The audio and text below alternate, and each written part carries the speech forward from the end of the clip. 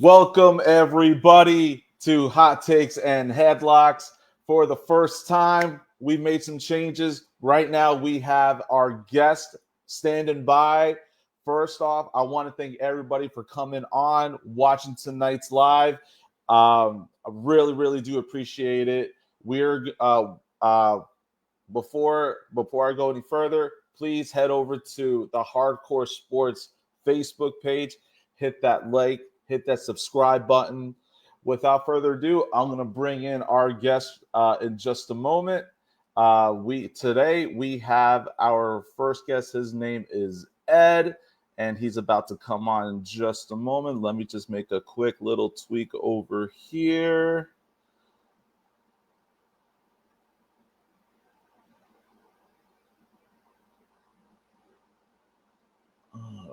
Okay. Sorry, everybody. 1 second.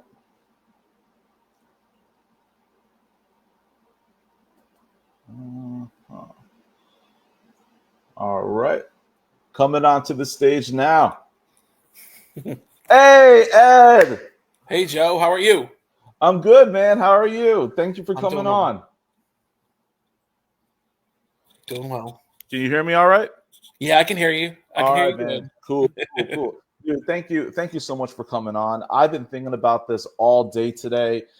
Super excited. This new guest-driven structure we have right now, where we have different people coming on every day and just interviewing them about their fandom for professional wrestling.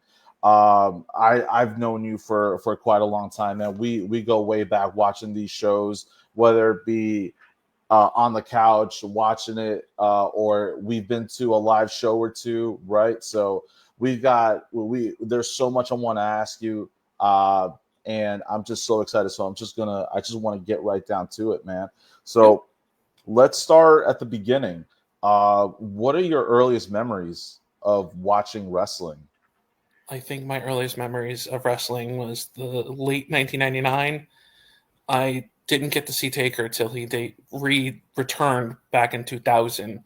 So my earliest memories were of The Rock, like the 2000 Royal Rumble, Too Cool, all of those wrestlers back in the the late 90s.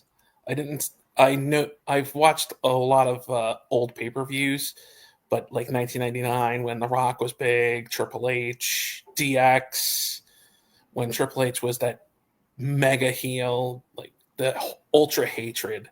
Yep. I just remember all of those memories from 1999, just watching Triple H and The Rock fight, and then getting to see Stone Cold and The Rock have it out. Yeah, that's the Attitude Era, man. That's the Attitude Era that we love. Though those late '90s times, man. So that's around the time that you first started watching wrestling, right? Yes. Cool. So at the time, when you first started watching, who were the guys that you just gravitated to the most? Like when they were on, those were the guys that you needed to watch. I was so for a very long time.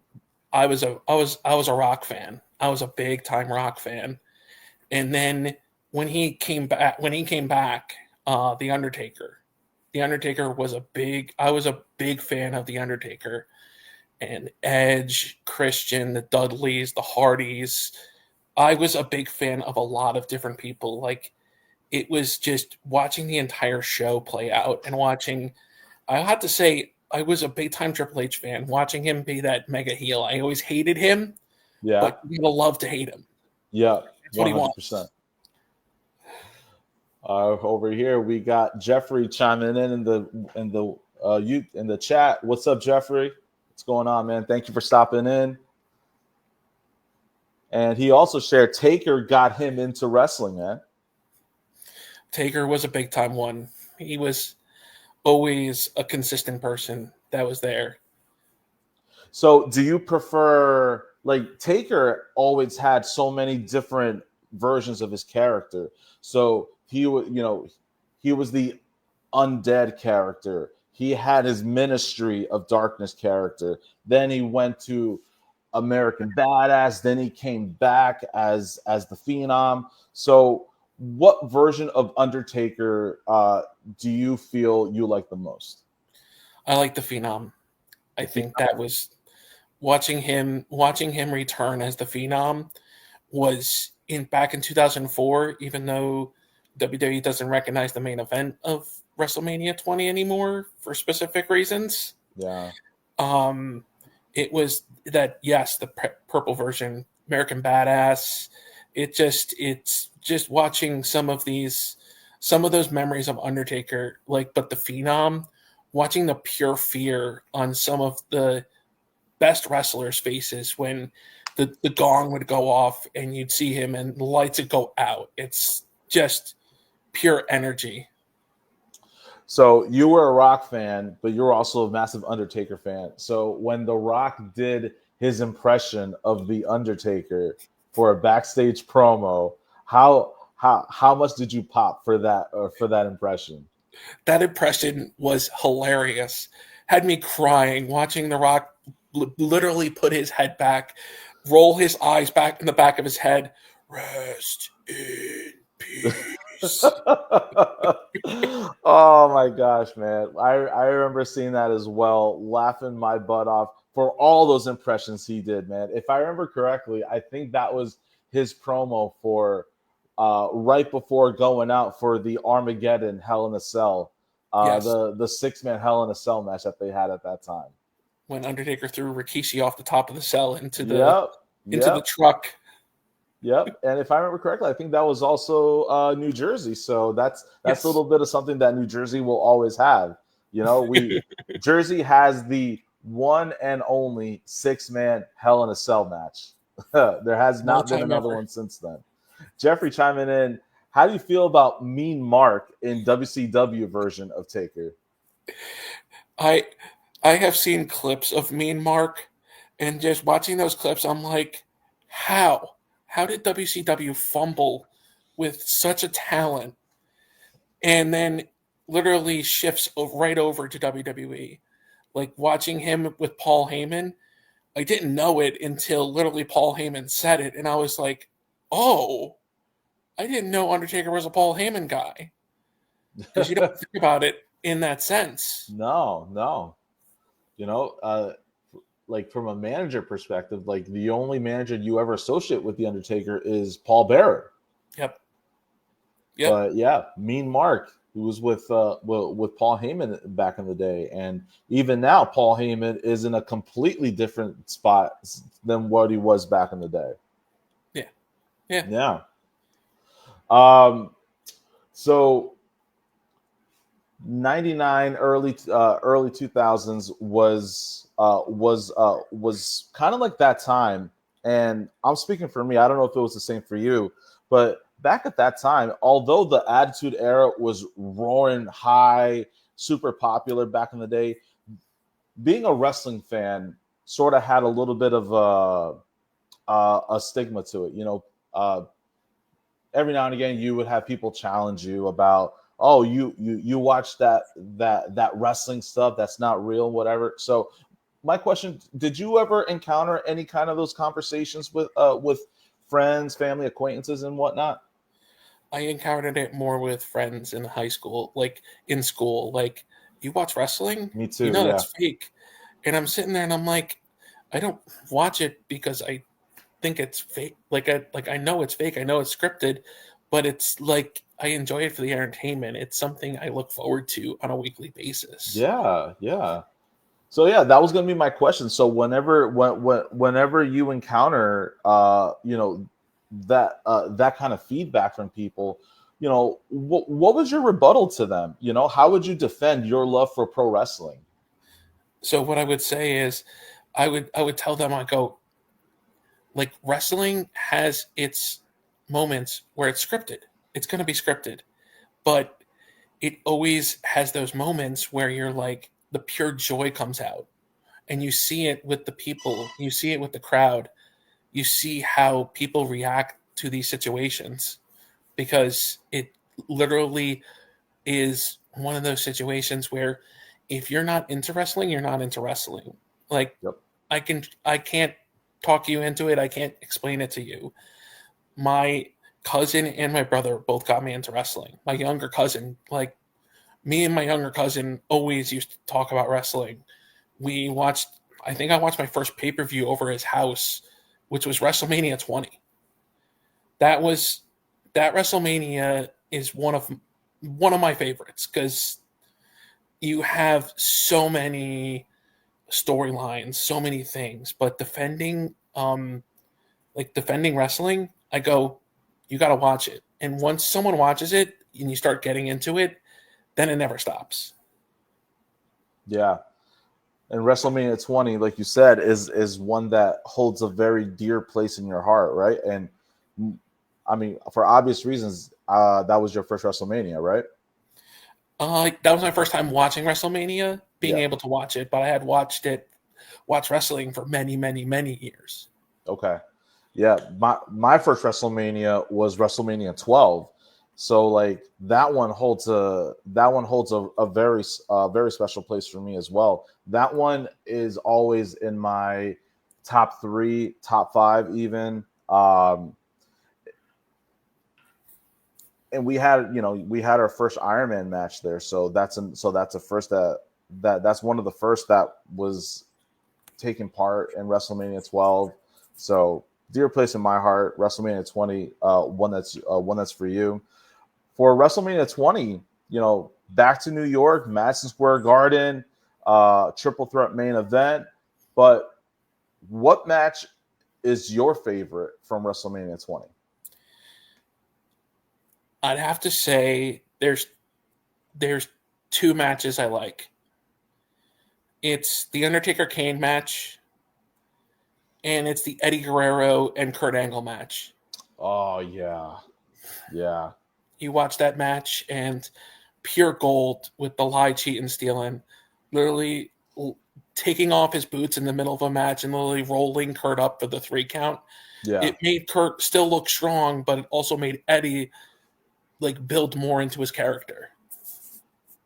Real quick while we switch back to the chat. So Jeffrey says my mom would sometimes still say it about wrestling, not being real, and then he followed that up with, but I tell her that they sometimes get hurt when they do what they do, and that's true, man, because to say it's fake is really it, it's really insulting what they do out there, because if they get injured, if they break a foot, if they break their arm, if they separate their shoulder, that's a real injury going on right there. So those injuries are real. So what they do in the ring is real as well. It's predetermined. Everything is predetermined before they go out there. But what they do in the ring is still very much real. You look at Triple H. He tore his quad in the middle of a match. Yep. Middle of tag team match in 2001, right before the Alliance angle. Yeah, we just had Seth Rollins at Saturday Night's Main Event this past weekend tweak up his knee. I hope everything with Seth Rollins is gonna be okay. It's not as serious. Hopefully he comes back soon. But yeah, like those little things that just a little tweak that kept it from being perfect, like will sideline a career for a long time or forever, depending on what the injury is. So definitely pro wrestling is not fake. It's predetermined, yes, but it is entertainment. What they do in the ring is real. This takes real athleticism to do what they do there. Yep. And Jeffrey chiming in again. Kane and Taker was his favorite, and the Eddie match. So we got some alignment right here with you guys. And then look how easily Liv Morgan got injured. That's another good example. Yeah. That's a really good example. Literally, Kairi Sane did nothing wrong in that match. Literally, it was a freak accident. Yep. I looked at it, we rewound it twice just to see what happened, and it was just out of nowhere. Yep. Drop toe hold, lands on her belly. She uses her hands to kind of break her fall, but then just somehow, however that fall took place, it just separated the shoulder. There's no way you could avoid something like that. This is nobody's fault. Yep. Nobody's fault. Yeah.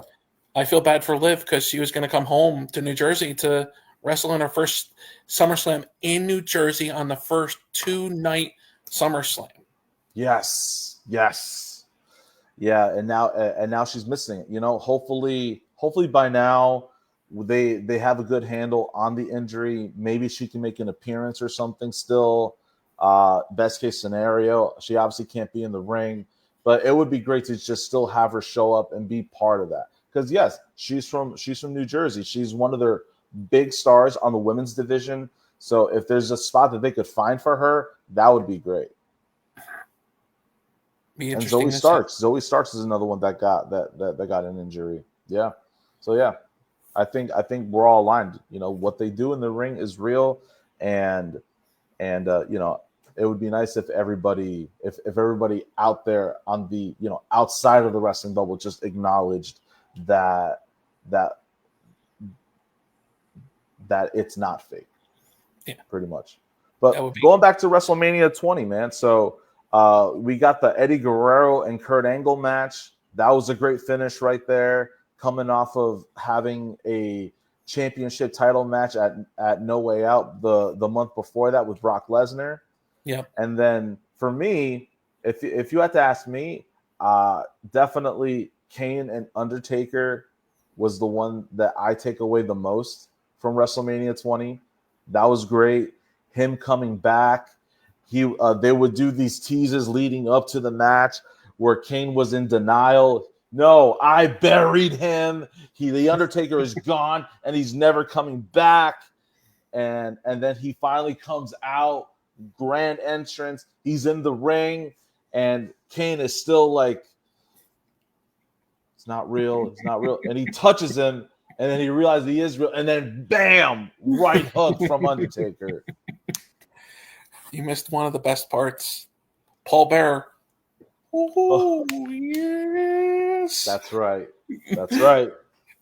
That first, oh, yes, from Paul Bearer right before the Druids come out. The Druids came out as well. Yes. That was so cool to see. Having the Druids back, having the fire. Just, it's surreal watching that. Yeah, man.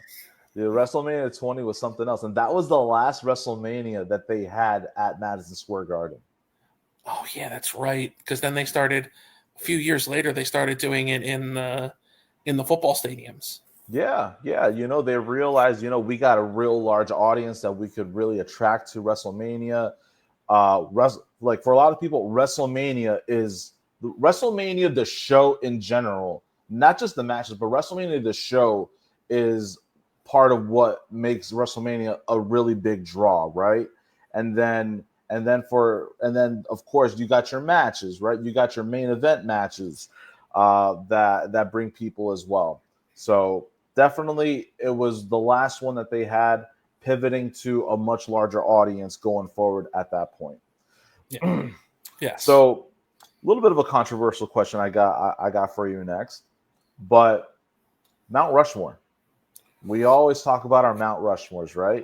So what is your Mount Rushmore for all-time greatest of all-time wrestlers? And I'll give you context. I'll give you some context, because what does greatest of all time mean, right? So in this context, greatest of all time Mount Rushmore will mean wrestlers that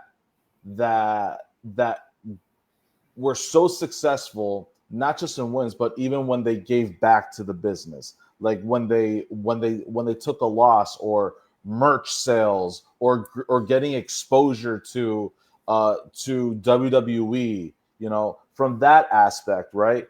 Who is your Mount Rushmore for that? I have a few in mind. I think the first one I think of, and it always comes to mind, and his career got cut short, it was Stone Cold. If he Without a doubt. Yeah. Without a doubt, you can't leave Stone Cold off there.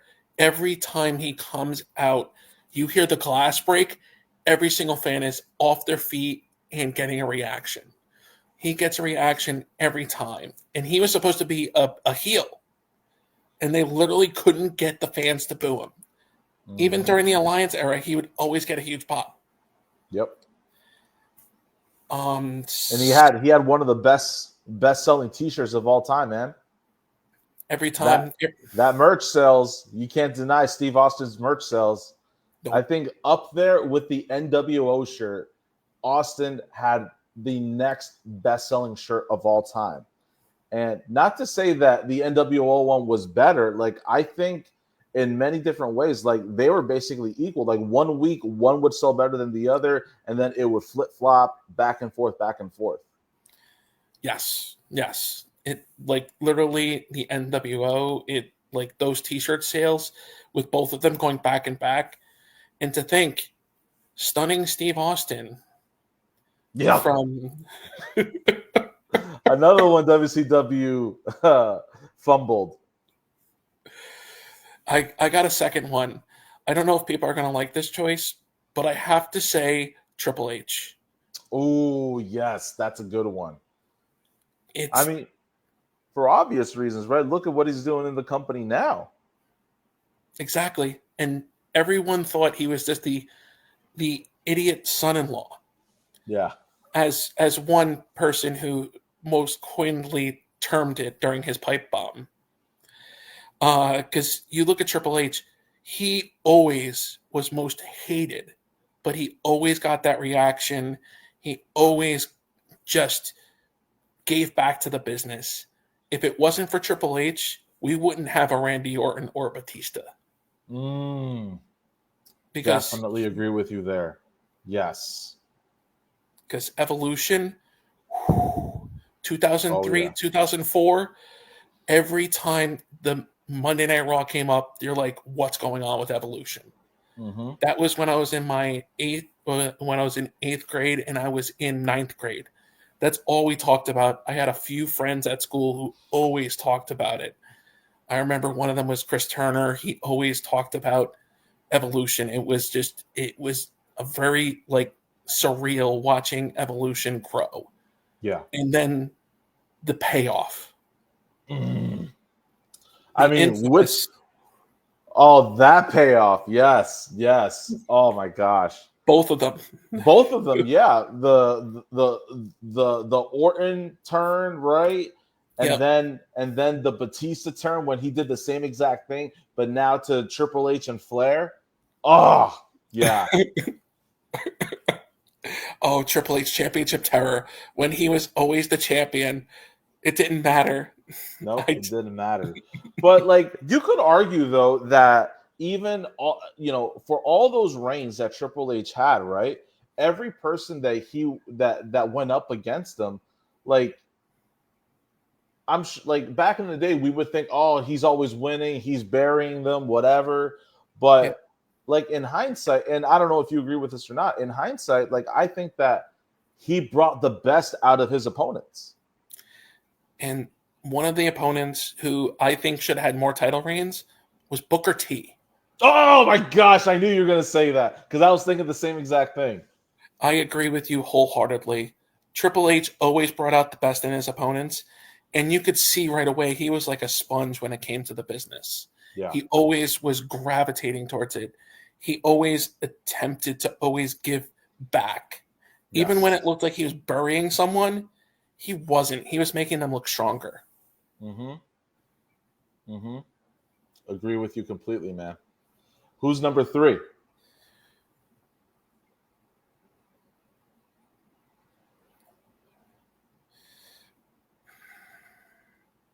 Undertaker. I have to give it to Taker. I have to give it to Taker. He's not usually on that list because he only had like 7-8 title reigns, but like someone who passed away, he didn't need the title a lot. Like Bray Wyatt, everyone said he deserves a title reign, and I'm like, that character doesn't need the championship to be successful. Right. Everyone looks at the dark characters and goes, they should have the title reign. They don't need it. Undertaker always put on great matches, which is why he was the streak was not supposed to happen. He was technically supposed to lose to Edge back in 2006, Yep. 2007, I think. And Edge said no. And the streak literally just kept going. He was like, "No, I'm not the guy. I'm not the guy that should be taking this streak." And No. then the streak just took a life on its own afterwards, man. Like it's like right when they made it aware to us, this guy has never lost at WrestleMania. Then it was like, who's it gonna be next? Who's it gonna be next? And then you have all of these opponents that that would come up. I think even Mark Henry was pitched to win the streak when he went up against him at WrestleMania, and even he said, "No, man, Nope. that's not me. I'm not the one that should take over the streak." I think they gave it to the I think they gave it to the wrong person. I don't think Brock Lesnar needed the streak. I think the person you should have given it to, which would have been the perfect leadoff to what happened in 2020. You should have given it to Roman. You should have given the streak to Roman. Okay. Because then you build up a heel character. You change his narrative. People are already booing him as it speaks. His match is not the greatest. Go ahead. No. I was gonna say that, had they done that and given the streak to Roman, it probably would have meant, hey, because Roman went up against Undertaker as well at Mania, and even though he beat the Undertaker at that point, that victory didn't really mean anything because the aura of an Undertaker match at WrestleMania was the streak. Is he going to conquer the streak? The streak wasn't a thing anymore. So it was just, in my opinion, just another way for them to get us to want to cheer for Roman Reigns. But it's like, no, man, like that ship sailed like 2 years prior with with Brock Lesnar taking over the streak at that point. Yeah. As far as Roman being the one to conquer the streak, I'll say this, man. That is definitely a hot take right there. A lot of people will agree. I'm actually on the side that disagrees. Okay. Dude, and not to say that your opinion is wrong or anything. Just for me, Roman was not my guy to be the one to conquer the streak. If you were to ask me, the guy that it should have been to beat Undertaker's streak, Bray Wyatt. Bray Wyatt was my choice. I don't disagree with that either. I think if he would have beat Brock Lesnar, because the narrative going in to WrestleMania, what was that? 33, 31, 30? WrestleMania 30 was Brock, and then Bray 31. Wyatt was calling him out week after week for WrestleMania 31. Yeah. Yeah, it should have been Bray Wyatt, because imagine how far up the card he would have gone with that. It would have been just a stunning victory. And the way Bray Wyatt worked, not knowing what happened to Taker until afterwards, the stroke that he had, literally having to be carried out, I thought he was actually I didn't know what happened. It was very shocking to hear that. Yep. And then I think McMahon, Vince even left WrestleMania before the main event to accompany Undertaker to the hospital. And that's how much respect Vince had for Taker, because Taker demanded respect. Oh, here's a really solid question right here from Jeffrey. How about Tribal Chief Roman versus The Undertaker? The Phenom versus the Tribal Chief. That has marquee written all over it right there. Yep. That has a big marquee, and the Tribal Chief, biggest thing going. It literally, I think people got really sick of him holding the title, but he was hot. He was always the number one topic. And Triple H literally did it the correct way. The way he ended that reign was smooth.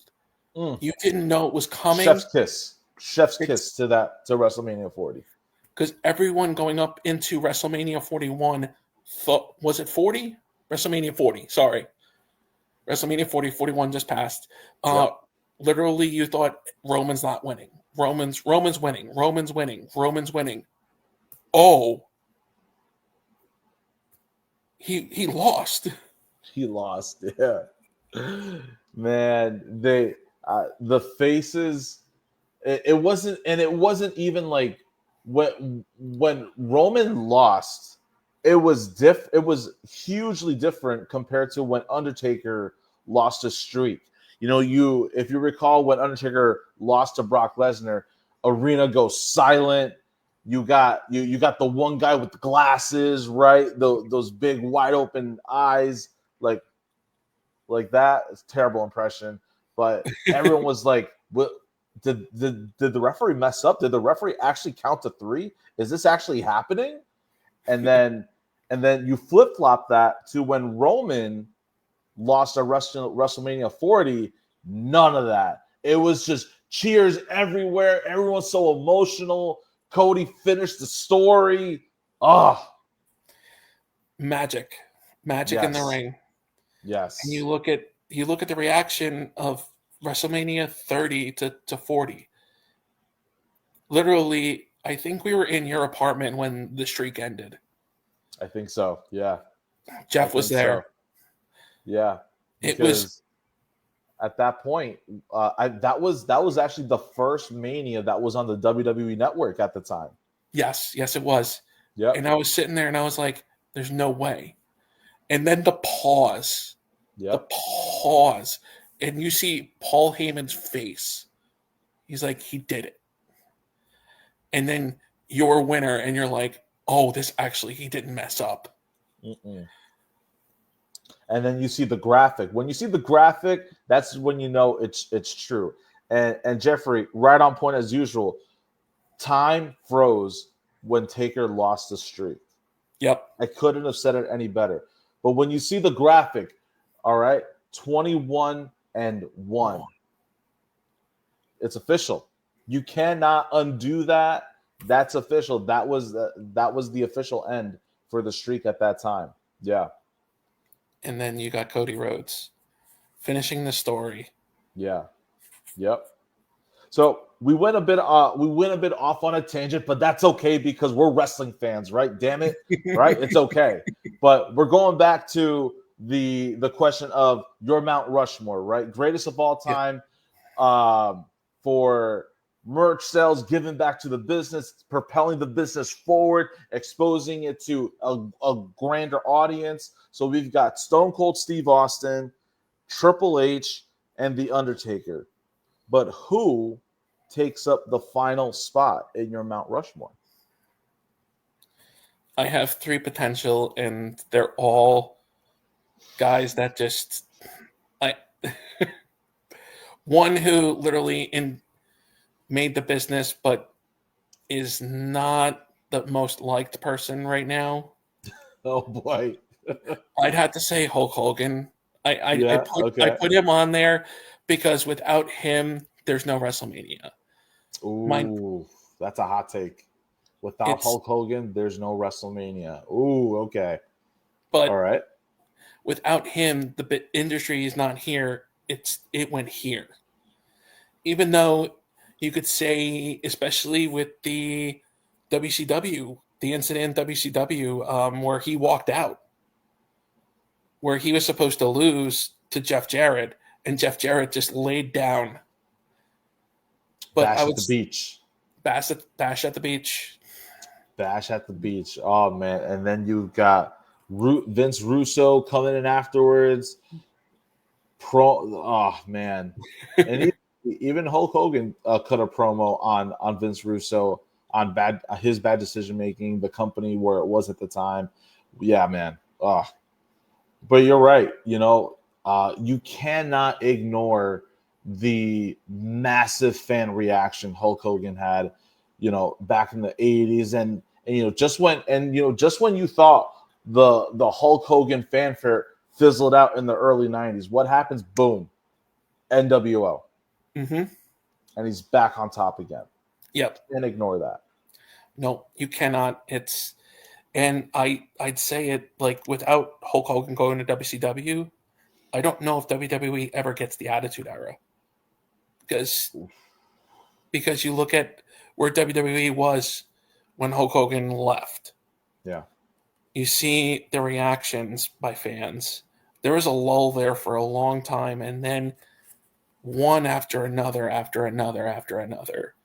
Mm-hmm. You have Rock, Stone Cold, Bret Hart, who carried the WWE for a very, very long time. Yeah. Shawn Michaels, the Montreal Screwjob. Yep. Montreal Screwjob, man. One that still gets talked about to this day. Man, what I would give to be in that arena at that point, to see all that transpire, man. Speaking of Bash at the Beach, WCW Vault uploaded 1992 full event. So, Jeffrey, so I started watching wrestling in 1996. So anything before that till this day, I'm still learning more stuff about 1992.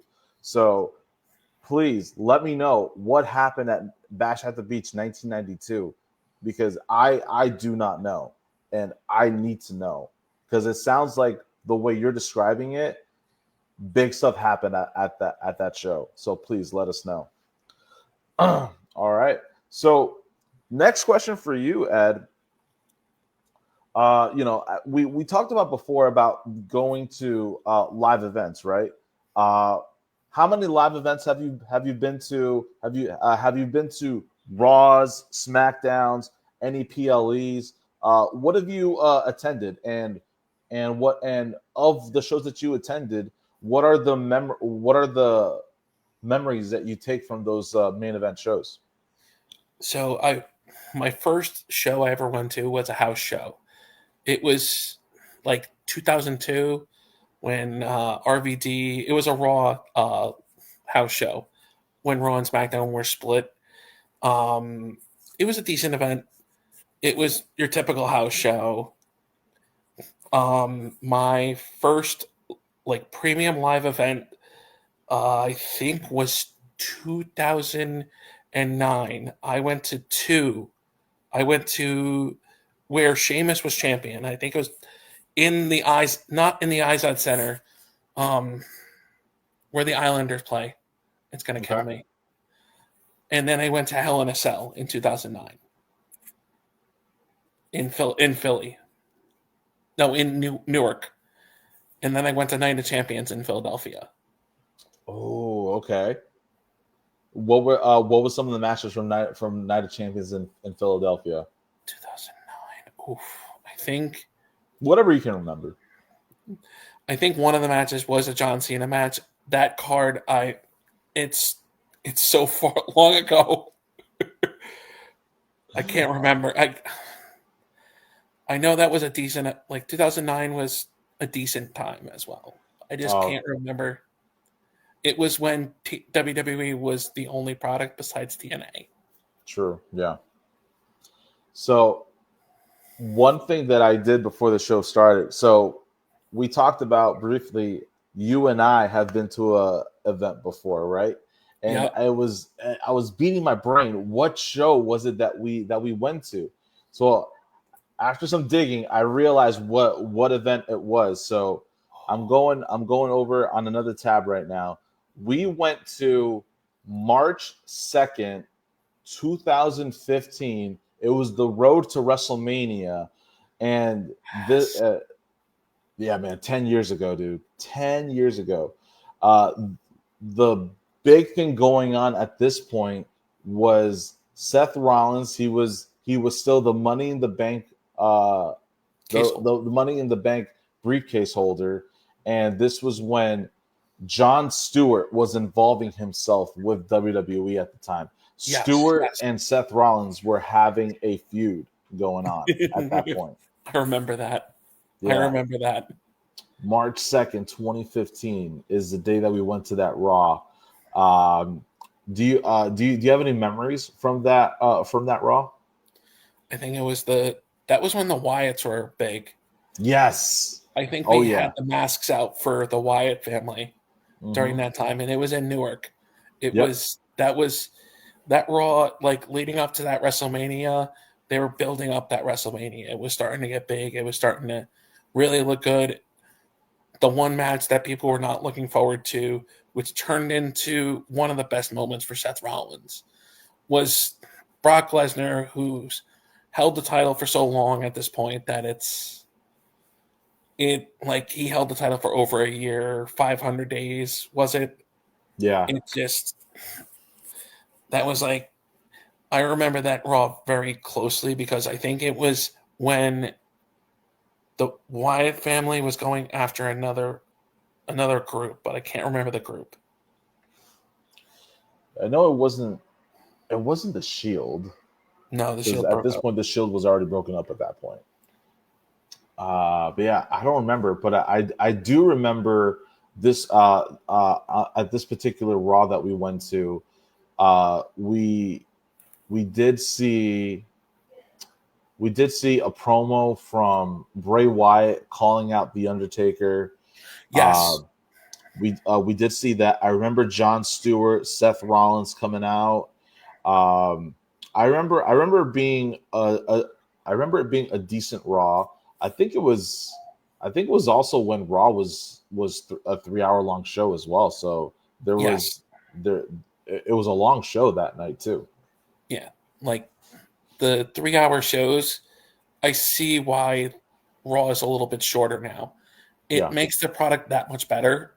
They tried it with SmackDown, and SmackDown was turning into Raw 2.0 with the Yep. 3 hour show. I like them moving the 2 hours. The 2 hour shows, you fit a lot into 2 hours.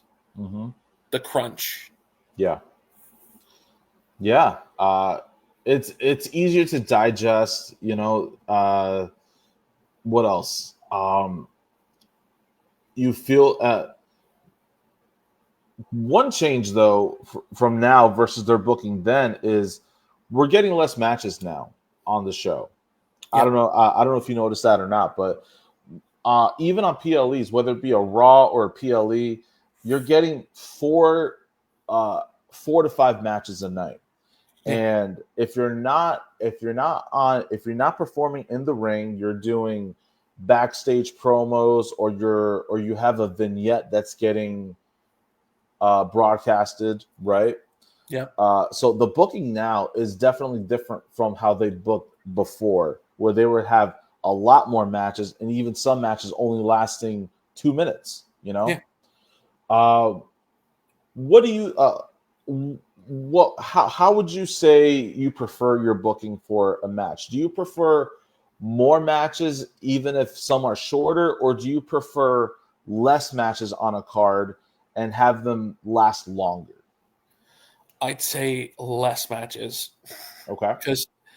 because I was at WrestleMania 35, the last WrestleMania at MetLife when it was before the 2 day. It was 2019, and you had like that pay per view started at like 6 o'clock. It didn't get done till past midnight. Like Ed, hold on a sec. Have we ever talked about you going to WrestleMania 35 before? nope. Because right now, I'm super envious of you right now. I kind of want to just, how could you have gone to WrestleMania 35 and you not told me? Oh my gosh, I'm so jealous of you right now. Oh, I man, every time we've had a WrestleMania here and it's been at MetLife, I kick myself in the ass for not being able to attend. So I am so envious of you right now to find out that you went to WrestleMania 35. Wow. Yep. And I also went to WrestleMania 29, the infamous WrestleMania 29. Good for you, Ed. Good for you. My gosh. Wow. You've been to 2 WrestleManias. I haven't been to any. Oh my gosh! Wow. You should go this year. I heard WrestleMania 35 was longer. Dude, that was a very long WrestleMania. How did you get out of that? Because if I recall, because they ended that show really late at night, Yep. like probably like 12, like midnight or 1 in the morning. Yep. You know, all of your public transportation is shut down for the night. How did you get out of there? My friend who won the tickets literally drove us, so it was it was a nightmare getting out of there. And at that point, we were both dead tired. It was just one of those pay-per-views where it's like, it was good, it was great, but I think the one moment that kind of like silenced everything in a good way, Kofi Mania. Oh my gosh. The Jeffrey, match. we're not talking about Batista tripping, man. I know it happened, but let's pretend it didn't happen because that was his last match ever, man. It was so unfortunate for him to trip going into the ring for his match. Let's pretend that didn't happen. But yes, I know it happened. Titus O'Neil.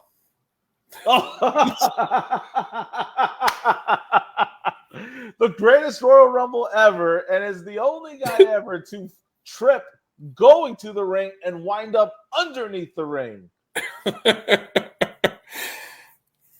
You know, I find myself wondering, thank God for Titus O'Neil. Thank God that night they didn't have that, because you know how sometimes they have LED boards on the side of the ring, right? Yeah. Thank God they didn't have an LED board set up on that side of the ring that night when Titus O'Neil fell, because that trip could have been a hell of a lot worse than what it was. It could have been a hell of a lot worse than what it actually was. You're right about that. Yeah. So back to booking, because we tangent again, but a good tangent. I'd say less matches, because you look at Karrion Kross right now. Even though he lost to Sami Zayn, he's starting to get. He always has these good promos, and just him, just talking, using his mic skills. You see it. His matches sometimes he's getting better with the selling, but I'd have to say, you look at Karrion Kross, who's getting hotter, who's getting hot right now, because you look at his character. He was one that was like, all right, we're just kind of brush him off. Like in NXT in 2020, he won the NXT title. Then he was one of the losses of Vince McMahon, getting cut, coming back with Triple H coming back. He's a guy like that benefits from these vignettes. Mm-hmm. His booking sometimes is in between, but he always knows how to spin it. Yes. And you look at his Twitter account right now, he's literally calling people out on podcasts, on YouTube channels. He's consistent with the way he does things. Yeah, man. He has such a following right now. You can't ignore it. You cannot ignore the following this guy has. And he's a heel. He's a heel, and he has this kind of following. You know, it happened just recently too, but you know, they as in the WWE will never admit they'll never admit how powerful the WWE Universe's voice is when they really get behind something, right? But you look at you look at the pattern at what's happened in the last couple of years. You have, for example, Cody, who wins the Royal Rumble, but then The Rock comes back and he says he's gonna, he'll take the main event away from Cody Rhodes for it to be Rock versus Roman. And then what happens? You have an internet uproar happen. We want Cody is the hashtag. WWE cannot ignore this. So they do one of the greatest pivots they've ever done. And then that's how we have night one main event, Rock and Roman Reigns versus Cody and Seth Rollins. Yep. Most recently, you have the R-Truth the R-Truth getting let go. Yep. WWE Universe goes bananas about it online. We Want Truth is trending, and now look who's back. Truth. R-Truth, Yep. right? So it goes, and going back to Karrion Kross again, the following that he has, man. The WWE Universe, when they unite on something and they get fully behind it, the WWE cannot ignore that, and that's definitely a big factor as to why he's getting pushed more and more TV time on Raw nowadays. Yep. I have another example from WrestleMania 30. The Yes Movement. Uh-huh. Oh, yeah. He ignored Daniel it all the way up Bryan. until No Way Out. Daniel Bryan, man. White hot, man. White hot. Man, aside from Cody Rhodes, I Daniel Bryan is the only other person I can think of that had so many people behind him winning that title at WrestleMania. He had the opening match against Triple H, and then that qualified him to turn the main event that was originally Batista versus Randy Orton to a triple threat to include Daniel Bryan. The one thing I hate is he got hurt. He won the title and then got hurt. Almost immediately. Yep. Almost immediately. And then that title reign got cut short, unfortunately. Yeah. That was unfortunate because he was white hot, and to see it built up would have been even better. Yeah. But he had one of the best stories going into Mania. The payoff was amazing. And then he became champion again. Years later, he comes back to wrestling after being told he could never wrestle again. He becomes champion again, but as a heel. Yep. And he was really good as a heel. He could go either way. Daniel Bryan, Daniel. Was he go by in AEW? Bryan Danielson. Yeah. Bryan Danielson.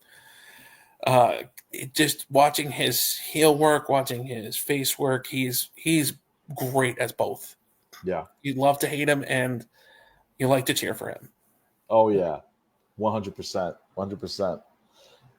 Storyline angle. What is your favorite storyline angle ever?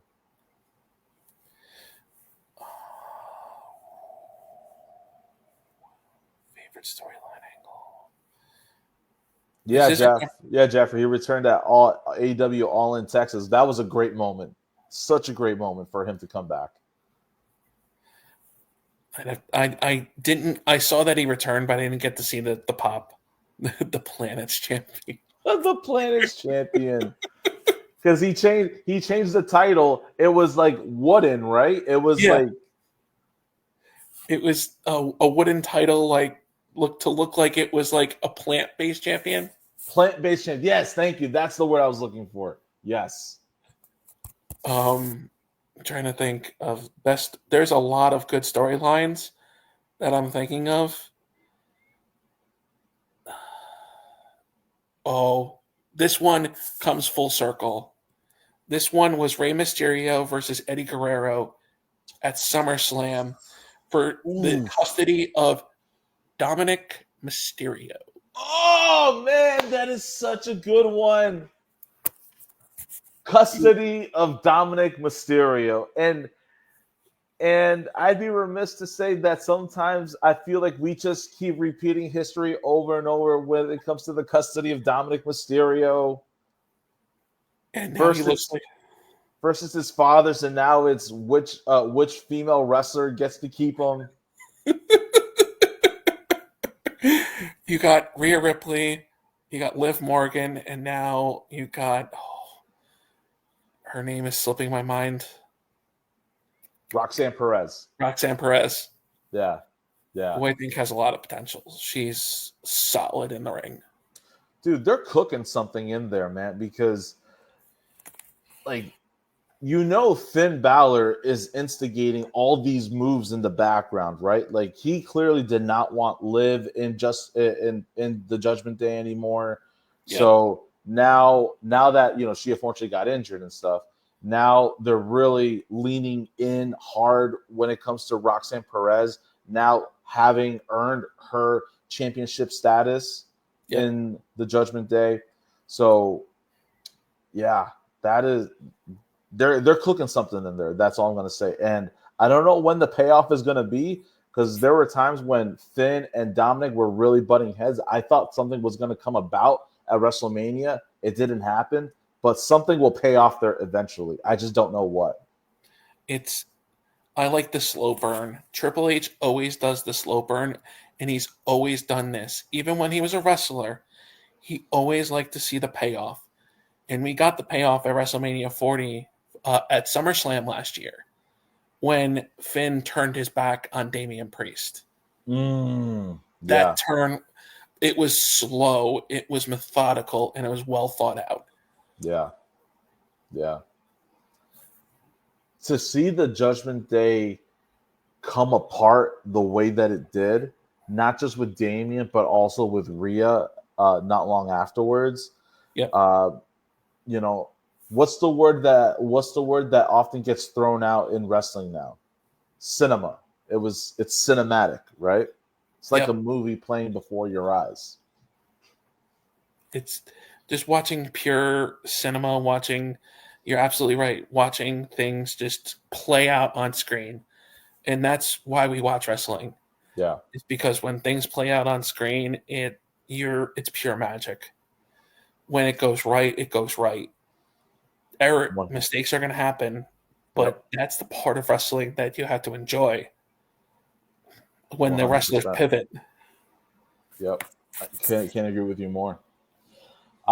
Favorite entrance theme? Oh, I'd have to say Edges on this Edge? day. Oh, Yep. all right. Most underrated entrance theme? Underrated. Randy Orton's. Oh, okay. Did not expect Randy Orton's. Okay, Randy Orton. Voices or Burning My Light? Voices. Voices? Okay. Because you think about it, like when that first song came out, when Voices came out, you're thinking, okay, this is a little interesting. You don't think about it too much, and then you think about it now, and you think about he's in the twilight of his career, but he's still getting the pop. Even when he was a heel, always singing his song no matter what. Yeah. You always think, like, you don't think of Randy Orton, think of his theme song. You think of the Legend Killer, the Viper, the RKOs out of nowhere. I miss 2009 Randy Orton. The punt. Bald Randy Orton. Yeah, bald Randy Orton kicking people in the head left and right. And that slow burn is coming. It's methodical with Randy Orton right now. He's starting to show that slight turn. Man. Oh, dude, I'm impatient sometimes. I thought we were going to get it last year when Cody was champion. You see these still shots of Orton and Cody hanging out, but Orton is staring at Cody's title. I thought it was going to happen last year, and it never did. Just do it already. And yeah, Jeffrey, you're right. That's when he was the Viper in 2009. That's the Randy Orton that I want to see again. We have Randy Orton that's going to be in a tag match at SummerSlam against Drew McIntyre and Logan Paul, and he's tag teaming with Jelly Roll. Yeah. Yep. Thoughts on that match? I actually like it. You look at the way Jelly Roll sold Drew McIntyre's finisher. You couldn't tell me that he was a country singer. Looking at that, he sold it beautifully. I've seen wrestlers sell Drew McIntyre's finisher worse, and he has done a good job. if you didn't see the clips of Jimmy Kimmel, he chokes. Oh, I saw that. that. I saw that. Yeah. It's I'll, they and he does a really good choke slam, and he does it very well with people that can sell it very well. I think the first choke slam I ever saw him do was against um, Austin Theory. yes, He did a choke slam to Austin Theory, and Austin Theory, you could tell he leapt up so high to make to make Jelly Roll look as good as possible, and it worked. I saw the one that he did on Jimmy Kimmel to Logan Paul. That looked A+. A+. From what I'm hearing, he's been down in the Performance Center. That's what I've been hearing. He's been down, from what I'm seeing on reports. Like The he's slap been on the neck was nice too. Oh, I agree with you on that one, man. Yeah, but as good of a work that Jelly Roll is doing, I wish I do not want to see Randy Orton at like playing host for a celebrity at SummerSlam, man. yeah. You know, it is it's not the place on the card that I want to see him in. I want to see him going after gold. I want to see him in like a really great feud with somebody. Yep. When I saw on SmackDown, no, I'm sorry, on Saturday night's main event, afterwards backstage, I see Randy Orton consoling Jelly Roll, saying, "I'm sorry, man. I should have saw that coming. I should have never had you out there. This is all on me. This is my fault." I'm watching that and I'm thinking, dude, this is not the Randy Orton that I know. Randy Orton does not apologize for anybody. Randy Orton does not console people this way. Randy Orton is a cold-blooded killer who can turn on you at any second. Yep. Yep. This is a very like I thought I saw that and I was like, what? Like Randy Orton is not a soft character. Randy Orton is anything but that. That's the part of this whole thing that I disagree with. It just does not fit Randy Orton's character. No, it doesn't. But I think it's methodical what Triple H is doing in a way. He's not placing he's trying to point it in the direction of what can Randy use as a heel? Yeah. Like being on this, why did I have to placate for a celebrity who doesn't give a crap about the business? Like, even though we know that Jelly Roll cares about wrestling, he is a big time wrestling fan. Yeah. If you see some celebrities who come on who don't care about the business, and then you got the ones like Logan Paul, Jelly Roll, even Travis Scott, whose song was a little annoying at WrestleMania. It's full circle watching, like, even celebrities getting a chance to wrestle, even though they're trying to protect the Jelly Roll in a way. 100%. Yeah, they're sort of giving him the treatment of when Ronda Rousey first debuted, right? They put her in a match where you have a whole bunch of ring generals in there. You had Triple H and Stephanie, and she was tag teaming with Kurt Angle, right? Same deal here. You have Jelly Roll with Randy Orton, Logan Paul, and Drew McIntyre, all ring generals in their own right. Yeah, 100%. They're gonna protect him. They're gonna take care of him, and they're gonna make him look as good as possible. And that's the biggest thing, especially for a 2-night WrestleMania, 2-night SummerSlam. Sorry, it's literally you have to give some good matches. You have to put some celebrities in there. It's definitely it's going to be an interesting match, but it's not. I agree, Joe, that he shouldn't be in this place. He should be going after gold. Yeah. But I think the payoff will be, when is he going to turn? And how? That's the question, man. When is it going to happen? We don't know. Jeffrey, those are my pups, man. Those are my pups that are barking up a storm back there. And what's up, Pyro? Ed, we got Pyro in the chat right there as the SSAWN network. Pyro's chiming in with Jelly Roll definitely won't be in the ring as much as Randy. 100%. Yeah. 100. I don't think so. If he is, I will be very impressed with whatever he can do. If he can do a lockup, if I see him get Irish swung into the ropes, working the ropes, I'll be like, God damn, man, how much are you gonna do? Exactly. Yeah, Exactly. Because how much is Jelly Roll going to be able to do? Even if he's been down in the Performance Center getting, from what I saw. But it's what's he going to do? Because you also had Bad Bunny, who did a Canadian Destroyer. yeah. Was not expecting that out of a rap star and out of a celebrity. That was versus Dominic Mysterio too. Yeah, man, never expected that.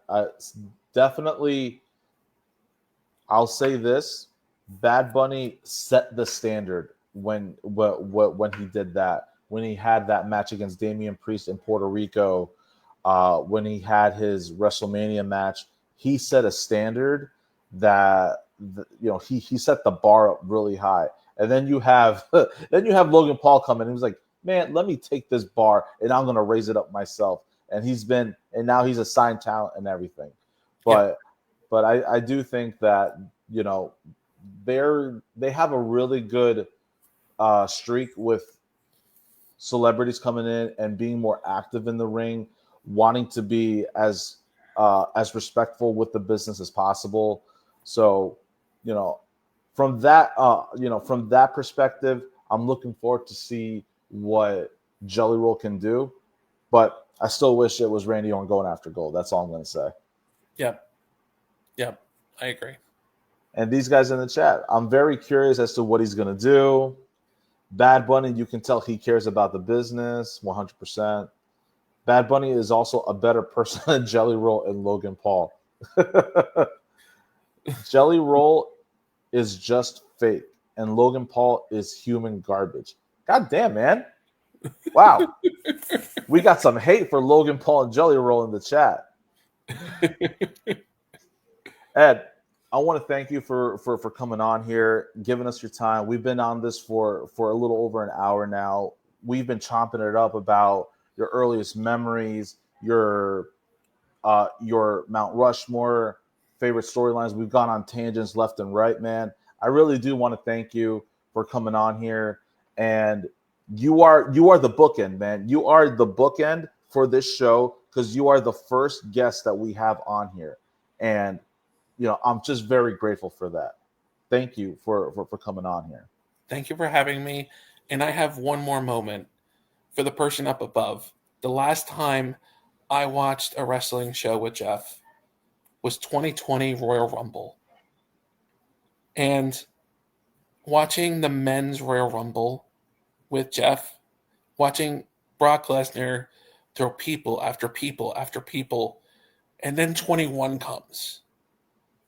Everybody knows what 21 meant in 2020. Hearing Edge's music go off after 9 years, and then Jeff sadly left us in 2023. And just, that's the last memory I have of watching a wrestling show with Jeff. I think about that on a daily basis, and I'm sitting there and I'm like, I have to put that as my best memory, and I had to say it on this show because it just was a very good moment watching Edge. You see the emotion in his eyes, and just it. I wish Jeff was here because seeing CM Punk back in WWE, seeing all these matches going on, seeing all these things, seeing all the things going on in AEW, all the things going on in WWE. It's great to be a wrestling fan right now because wrestling is getting a lot of public view, and 100%. it's nice to see it being acknowledged. Yeah, man. That's I agree with Pyro, man. That's a very warming memory. It touches me as well on a personal level. you and I knew Jeff for such a long time. He is he is he is a very giant reason. Argument's sake, he is the reason why I do what I do right now. Streaming with Hardcore Sports Network. He and I wanted to do a show like this together at some point, but we just never got around to it. And I told you this when I was calling you last week about coming onto the show, and how I thought it was very fitting that you were the first guest to be on here. And in a way, we can sort of feel Jeff's presence because we all want to do this together. Yep, 100%. It's just Jeffrey so. chiming in. Rest in peace to Jeff. Even though I never knew him, but hearing all these stories, he sounds like a great person. He was, man. He was. So my last question for you before we before we end the show. Every wrestling storyline, there's always a lesson to be learned from it, right? As crazy and wacky as these wrestling storylines go, you got you got your Katie Vicks, which we'll leave it at that. We've got we've got your Kofi Mania storylines, your Daniel Bryan's, your finisher stories. At the end of the day, there's always a lesson to be learned, just like if there is in any story. Take one for example. You had Nia Jax at one point uh, going up against, I think it was Alexa Bliss, and how she was just mean girling Nia Jax the whole time. Like, you're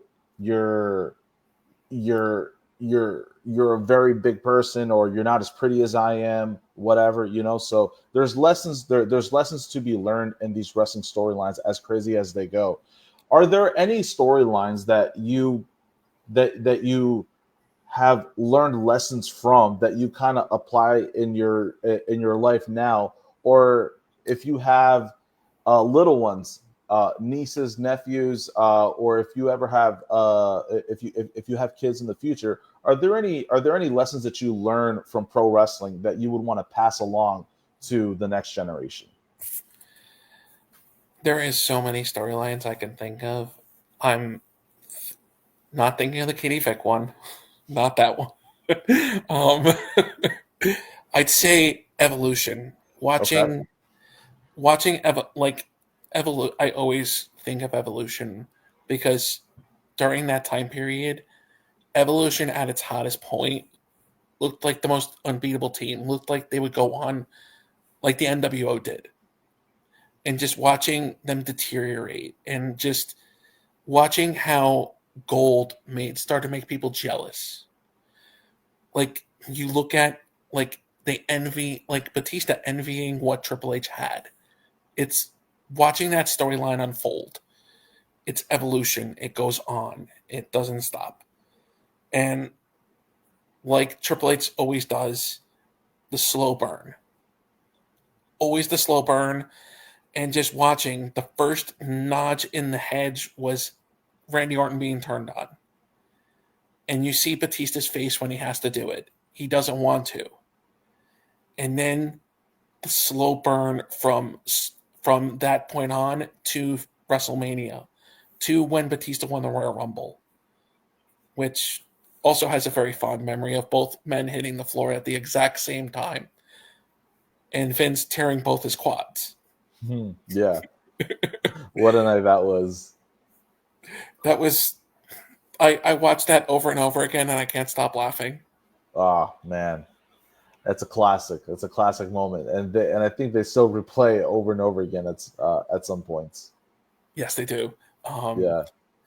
But you look at evolution and you look at deterioration. I think of that storyline. Like, I always try to make sure that when I'm hanging out with someone, I always try to always act like it's the last time I'm going to see him, because life is way too short to hold grudges. Life is way too short to think about things that just are like the most simplest things can make people turn on each other. And I always use that in my life, because I always try to make sure I'm talking to people. I'm always trying to reach out to people, even when I'm at my busiest, because work's been hectic for me. So it's good to just sit down and talk wrestling, because at a certain point in time, I stopped watching wrestling shows for a little bit, and then I was like, during 2020, like I would watch the pay-per-views, like